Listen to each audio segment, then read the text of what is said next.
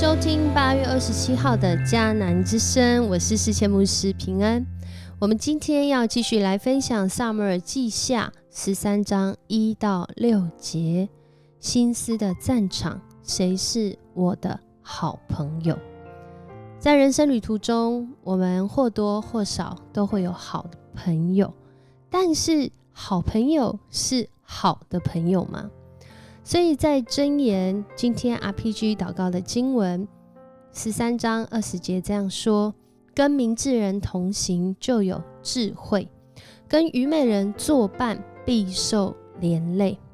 我们身边是让我们因他得福有智慧的朋友，还是我们所拥有的朋友只是作伴却让我们受到连累，甚至受到亏损呢？其实在华人的世界里面也很重视这样的人际关系，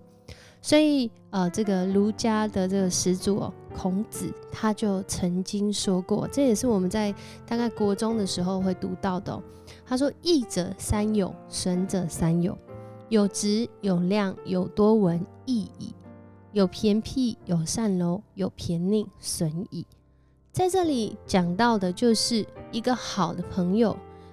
一个不好会带来亏损的朋友他们有具备什么样的特质？那在这边讲到的会对你有益的，就是他是正直的，他是值得信赖的，他是这个博学多闻的，那这样的朋友会对你有帮助。那怎样的朋友会对你没有帮助呢？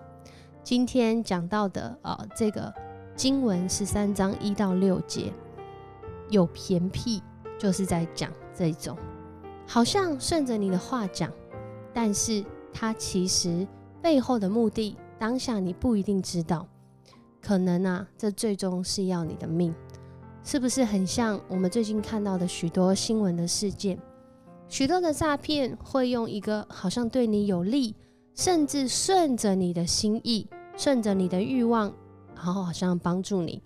实际上却是在这当中有更大的阴谋要害你。在今天讲到了一个经文，就是大卫的儿子押沙龙有一个很漂亮的妹妹叫塔玛，大卫另一个儿子暗嫩爱上了她。讲到这个同父异母的兄妹，他们之间的一些连结，暗嫩他非常非常的喜欢塔玛，甚至在经文说他相思成疾，就是好像得了相思病一样。但是在这段经文里面呢，却有一段好像直接读好像不太懂什么意思。他说因为塔玛是处女，他想不可能有机会来亲近他，不可能有机会来亲近他因为她是处女。其实在这里指的是在当时的文化传统，特别是王室当中，这些未婚嫁的这些女眷这些不管是公主皇后，她们其实都会有一个特定的区域在那里活动，所以基本上他们是没有机会去接触到这些其他的男性所以在这里呢，这个暗嫩呢，她很想要接近塔玛，应该是说她非常对她有一些欲望。然而在这里面塔玛却没有机会让她来亲近，所以她就想不出来怎么办，想到这个可能脸色都不太对但是她身边这时候这个人出现了，就是她的一个朋友，这个朋友叫做约拿达，他是大卫哥哥示米亚的儿子，也就是他的堂兄弟。在经文中就直接写说这个人很狡猾，这个人的狡猾呢，此时看不出来，可是到后来，特别是暗嫩真的被杀的时候，那时候这个人说的话就让人看出他真实的目的所以孔子在讲这个损友有偏僻的时候，他就在讲阿谀奉承你然后会跟着你一起按着你的心意好像甚至是指鹿为马，然后他还说对你说的这是马没有错。这样的一个朋友可能在讲的就是约拿达，因为暗嫩在此时此刻这个就是欲望哦，欲火焚身哦。他说他爱上了塔玛，他同父异母兄弟押沙龙的妹妹。这时候约拿达照他们当时的文化跟环境来说，应该怎么回应呢？其实当时的近亲的这个通婚，近亲哦，很亲的这个兄妹啊、姐弟这种通婚，在当时的文化当中不是少数。但是以色列人呢，却有不一样的律法遵循，因为他们按着摩西的律法，特别在利未记18章的时候讲到，不会跟自己的妈妈，不会跟自己就是爸爸的这些老婆，不会跟自己的姐妹发生这样的性关系哦。然而在这里暗嫩却是欲火焚身，可是约拿达却对他回应说，那你可以假装生病躺在床上，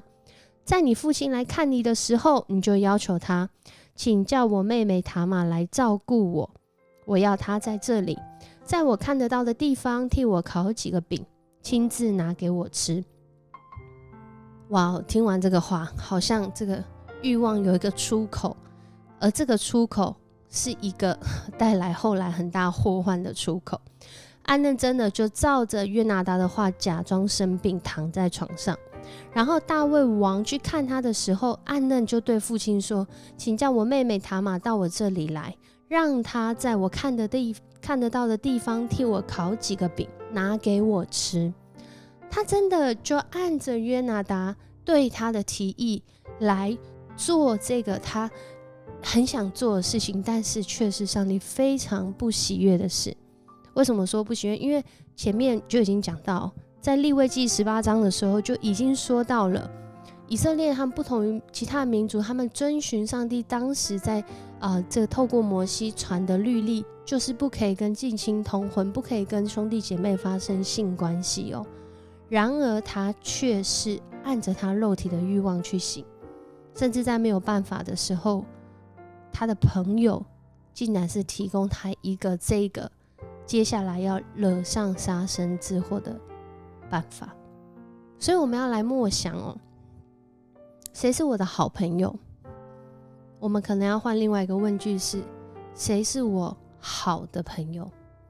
来默想一下，我的身边有什么样的朋友？我们这些朋友他对我们带来的影响是什么呢？在今天我们的这个迦南之声的诗歌，其实是一个很有名传唱很久的圣诗它的中文或者是台语应该是更熟悉的，就是季后朋友就是耶稣。他就在讲一个不只是好朋友，更是好的朋友。他爱你，他为你到一个地步，是耶稣，他为你舍命，他为你担当过犯，甚至他用话语来提醒你，来训诫你，使你不偏离左右，而是走在正路上面。我们身边有这样的朋友吗？在教会当中，我们受洗的时候都会安排属灵的伙伴。世界牧师真的觉得属灵的伙伴非常的重要，所以在青年牧区的小组的里面，我们希望也一直在做这件事情，就是为每一个在教会的年轻人都有小小组，2-3个人一个小小组。为什么要有这样的一个群体？因为透过这个小小组，在平常的时候就可以很快的彼此联系，更重要的是建立信仰同行的伙伴关系。而这信仰同行的伙伴关系，我自己很深刻的经历，就是我的属灵伙伴很常对我说的话，不只是真话，有时候真的是会让人觉得，真的有这样吗？原来我真的还有很多的地方可以来改变，可以来继续的调整。彼此之间的这样的一个对话，甚至是我对他们讲这些话的时候，就发现真的我们在信仰当中很需要同行的伙伴，不只是感到不孤单，更重要的是我们常常一起校准自己的定位在上帝的心意里面。我们一起来祷告。主，我们来到你的面前，我们真是看见主啊，人顺着自己的情欲真的是收败坏。主啊，顺着圣灵的心意，我们就要经历到永生。但在此时此刻，主，我们也要为我们身边的人来祷告。不论我们是像暗内的这样的角色，或者是我们是他身边的朋友，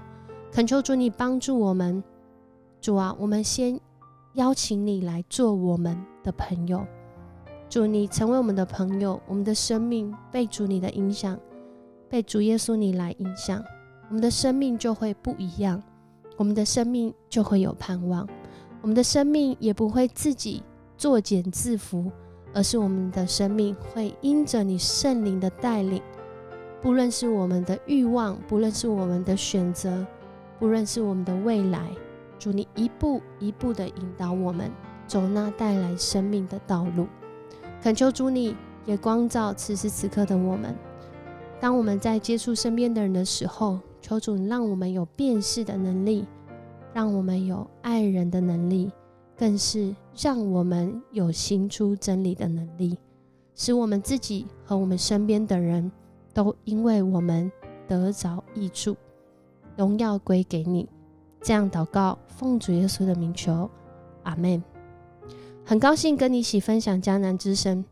愿上主赐福你，不只是给你好的朋友，更是给你一起在信仰当中可以寻求